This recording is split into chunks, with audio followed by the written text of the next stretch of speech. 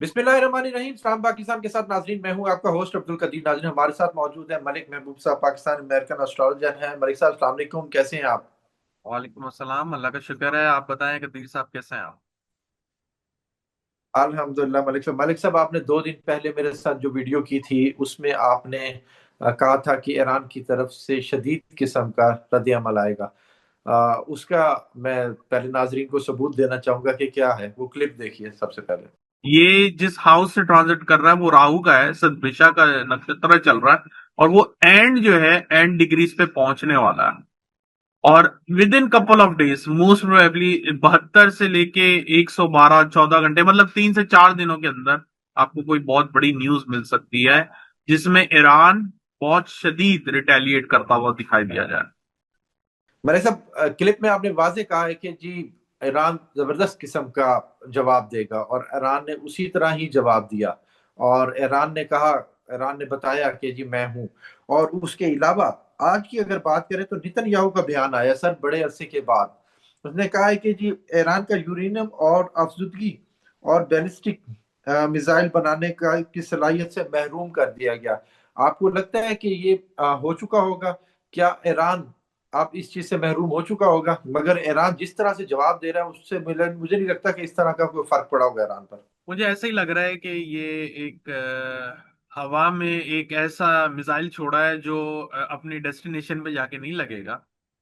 तो ये बातों में ही रहेगी सारी बातें। ऐसा कुछ भी नजर नहीं आ रहा। ये बल्कि जंग शुरू होते ही मैंने आपको कहा था कि ईरान बहुत अपने ये जंग को अपने पलड़े में रखेगा। तो आप देख सकते हैं इस वक्त, जंग में ईरान आराम से फतेह याब हुआ पड़ा है।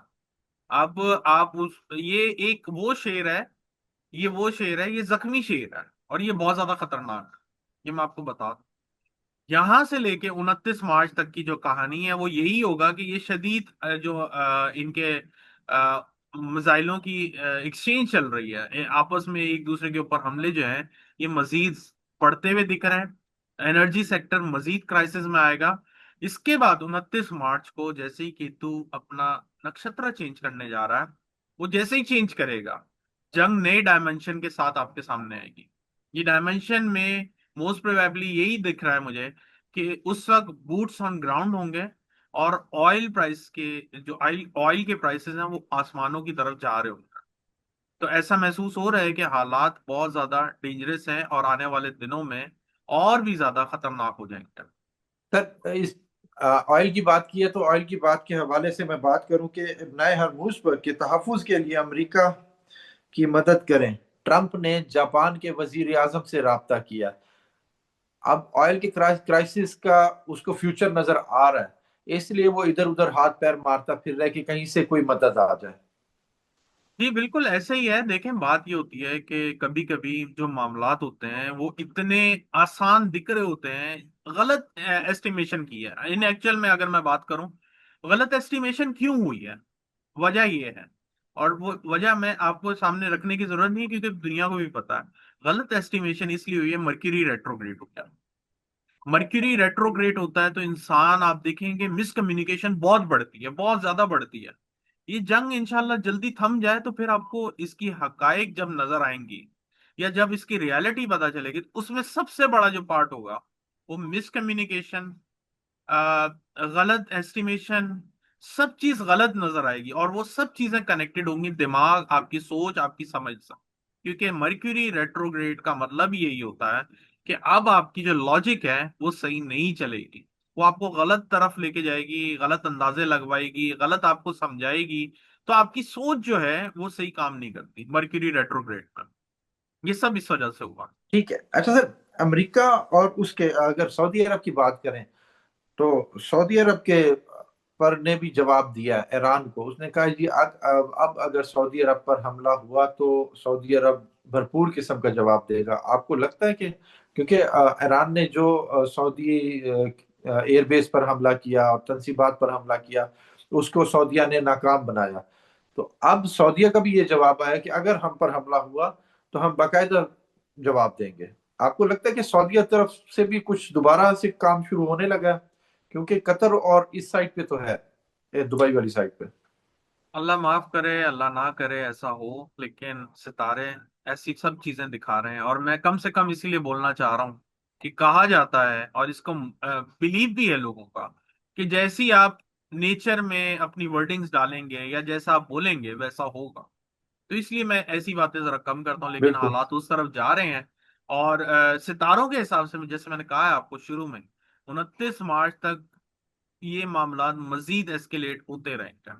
ठीक है। अच्छा सर, कतर की बात की तो कतर के हवाले से ट्रंप ने एक वार्निंग दी है जी कि अगर अब कतर पर दोबारा हमला हुआ तो पार्स गैस फील्ड को तबाह कर देंगे। अब अमेरिका कतर के तहफुज के लिए आगे आ रहा है।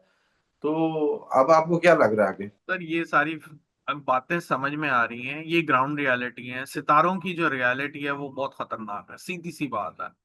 वो इसके बारे में जो भी बयान दें, वो पहले अपने आप को तो संभालें। वो दूसरों को क्या संभालेंगे? फिलहाल जो सिचुएशन है वो डिस्टर्ब है, बहुत ज्यादा डिस्टर्ब है। और ये तब तक सही नहीं होगी जब तक मामलात एक साइड की तरफ स्लो डाउन नहीं होंगे। अगर दोनों तरफ से ऐसे ही मामलात कंटिन्यू रहेंगे तो आप उम्मीद ना रखें कि ये जंग अप्रैल, मई, जून तक खत्म हो सकती है। मतलब मैं जून तक की बात कर रहा हूँ। तो अभी तो हम, अगर आप बात करें तो हम तो अभी 3 हफ्तों तक मतलब 3 हफ्तों में एंटर हुए हैं। तो अभी बहुत लंबी बात है। अल्लाह करे मैं वाकई, इस बात पे मेरी भी दुआ है कि मैं गलत हूँ, लेकिन मेरा काम है सितारों की ट्रांसलेशन करके बताना। ट्रांसलेशन अच्छी नहीं आ रही। ठीक है। अच्छा सर, अमेरिका का त्यारा बरदार बहरी जहाज वापस चला गया। आपको लगता है कि ये कुछ ऐसा है कि कुछ तैयारी करने गए हैं या फिर भाग गए हैं? क्योंकि ट्रम्प को इस चीज का बड़ा सामना करना पड़ रहा है कि जी ईरान जीत गया और अमेरिका हार गया, अमेरिका का त्यारा वापस चला गया। इस तरह की बातें बड़ी हो रही हैं। नहीं, मुझे नहीं लगता कि वो हार की वजह से लेके गए हैं। उधर कुछ और ही प्रॉब्लम हो सकता है, या तो वो खराब होगा या फिर वो कोई नई टेक्नोलॉजी को लोड करके वापस आएंगे। ऐसा नहीं हो सकता। अभी ये जंग, मैं यही कह रहा हूँ सर, जो जंग का एक टाइम था जिसमें जंग की शिद्दत में कमी आती, वो टाइम निकल गया है। तो ये शिद्दत अभी बढ़ती रहेगी। अभी जब एक नेक्स्ट फेज आएगा उस वक्त मैं आपको बताऊंगा कि उम्मीद है, अल्लाह करे उसमें कोई उम्मीद की किरण नजर आ जाए, लेकिन अभी ऐसा कुछ नजर नहीं आ रहा मुझे। ट्रम्प ने अपना चीन का दौरा मंसूख किया। चीन किस लिए जाने का वो था?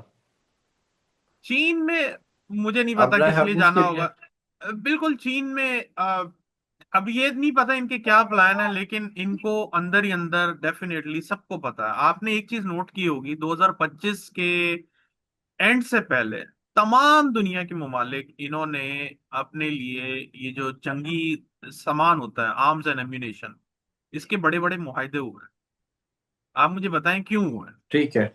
सिर्फ इसी वजह से हुए हैं क्योंकि इनको पता है कि आने वाले सालों में हम बहुत बड़ी जंग लड़ने जा रहे हैं। और ये तो जंग की सेकंड फेज है, ठीक अभी है। आलमी जंग का तीसरा फेज भी आना है। अभी तीसरा फेज आना है। जी सर, सर 2030 से आपने कहा था 33 कि तक। जी 17 के बाद अगर ये जंग आगे बढ़ती है तो तीसरी आलमी जंग की तरफ जा रही है। क्या अब हम वाकई तीसरी आलमी जंग की तरफ जा रहे जी हैं, बिल्कुल हम 2027 एंटर, के बजाय 2026? जी बिल्कुल हम एंटर हो चुके हैं। ये जंग का दूसरा फेज है। पहला फेज 2025 से था, अब ये दूसरा फेज है। अब ये दूसरा फेज अल्लाह करे 26 में ही खत्म हो जाए, लेकिन ये 27 तक जाएगा। लेकिन इसका मतलब ये नहीं है कि हम 24/7 जो जंग के हालात में रहेंगे। बीच में सीज फायर भी होंगे, हालात बनेंगे, थोड़ी खामोशी होगी। लेकिन मई के बाद मैंने आपको पहले भी बताया है कि हम कुदरती आफात में काफी उलझते हुए नजर आएंगे। ठीक है। अब कितने दिन खास अहम है? 29 तक काफी टाइम है। 29। 29 मार्च तक ये मामलात जो हैं अभी मजीद हीटेड अप होंगे, मजीद जो है मिसाइल और नए नए तजर्बे आपके सामने आएंगे अनफॉर्चुनेटली। उसके बाद जैसे मैंने बताया है, जंग में न्यू डायमेंशन के आसार मौजूद हैं, और वहां से जैसे बूट्स ऑन ग्राउंड वो नजर आना शुरू होते हैं। और जंग फिर जो है आपको यूं कह सकते हैं कि पानी में लड़ते हुए, या ऑयल की वजह से, जैसे वो बता रहे हैं कि वो एक जजीरे में अपने कमांडोज को लेकर आएंगे, तो वो हालात तब नजर आते हैं मुझे। ठीक है। अब अमेरिका की मईशत की बात करूं तो आप उस पर क्या कहेंगे? क्योंकि पेट्रोल की कीमत तो आर्मी मंडी में बढ़ती जा रही है दिन ब दिन। क्या अमेरिका इस चीज को लेकर पीछे हट सकता है? नहीं, ये अब सर बढ़ेंगी अभी तो। एक्चुअली अगर आप देखें इस साल में, तो अगस्त के बाद अमेरिका में रिसेशन आ जाएगा, नवंबर में यूरोप तक आ जाएगा, और फिर ये साउथ एशिया को ले जाएगा। लेकिन एक बात याद रखिएगा, इसका मतलब ये नहीं है कि पाकिस्तान में महंगाई नहीं आने वाली। अल्लाह करे ना ही आए। लेकिन मैं अप्रैल में पाकिस्तान में बहुत ज्यादा महंगाई देख रहा हूँ, बहुत ज्यादा। अक़वाम मुत्तहिदा ने भी कहा है कि जी अपने हमसाया मुल्क पे ईरान हमला ना करे, अमेरिका और इसराइल जंग बंद करे। उसकी बयान की कोई अहमियत है? सर, ये तो आप ऐसा सवाल कर रहे हैं जिसका मेरे पास जवाब नहीं है। वो इसलिए नहीं है क्योंकि जो अमेरिका है वही अपने आप को सब कुछ समझ रहा है। और ऐसा हाँ, देखा गया है कि जब बहुत ज्यादा गरूर आसमान को छूता है, तो फिर अल्लाह ताला उसको सही से सबक सिखाता है। तो अभी ये टाइम आ चुका है, तो मामलात खराबी की तरफ ही जा रहे हैं, और ऐसे बयानात से मुझे नहीं लगता कि जंगे रुक जाएंगी। बहुत शुक्रिया मलिक साहब। भाई साहब हमारे साथ मौजूद थे। अमेरिका इसराइल जंग के हवाले से बात हो रही थी, जो ईरान पर हमला हुआ, और ईरान बाकायदा से जवाब भी दे रहा है, और अमेरिका की तरफ से भी जवाब दिया जा रहा है। 29 तारीख तक बहुत अहम है। दुआ करें जी, अल्लाह खैर करे, दुआ ईद अच्छी गुजर जाए। और 29 तारीख तक मामला किस तरह के होते हैं वक्त बताएगा। मलिक साहब का नंबर हमारी स्क्रीन पर मौजूद है, अगर आप पर्सनल जायजा बनवाना चाहते हैं तो रब्ता कर सकते हैं। मुझे और मलिक साहब को इजाजत दीजिए। बहुत शुक्रिया मलिक साहब। My pleasure. सलाम पाकिस्तान।